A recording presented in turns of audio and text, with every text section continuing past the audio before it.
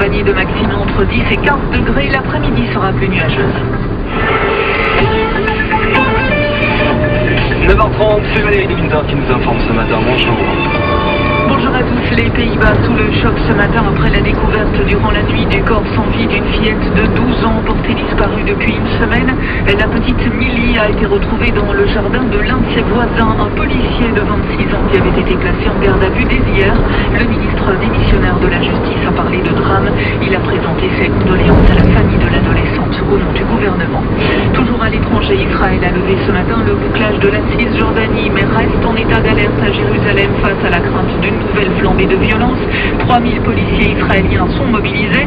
L'accès à l'esplanade des mosquées reste par ailleurs interdit aux musulmans de moins de 50 ans.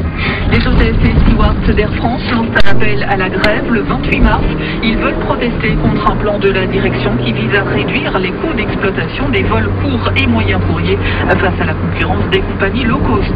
Chez nous, la consommation d'ecstasy ou de cocaïne, soit des drogues dures par les jeunes de 12 à 17 ans, a doublé en 2 ans.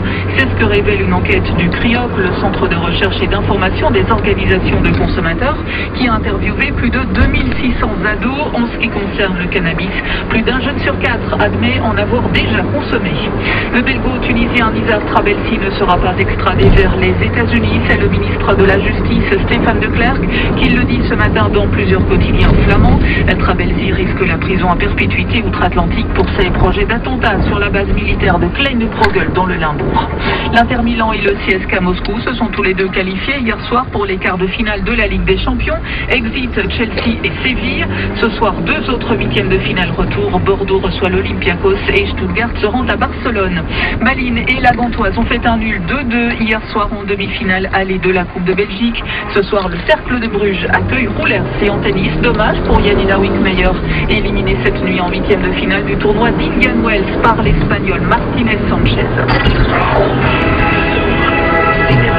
La vie est belle pour Maxime, belle maison, belle femme, beaucoup d'argent, vendeur de voitures de luxe, tout va bien jusqu'au jour où son associé meurt dans un étrange accident de voiture. Estelle Toscanucci. Ça m'a à peu près tous les quartiers de dire ici que j'étais un simple vendeur de voitures, mais j'étais le vendeur. La vie est belle pour Maxime, belle maison, belle femme, beaucoup d'argent, vendeur de voitures de luxe, tout va bien jusqu'au jour où son associé meurt dans un étrange accident de voiture.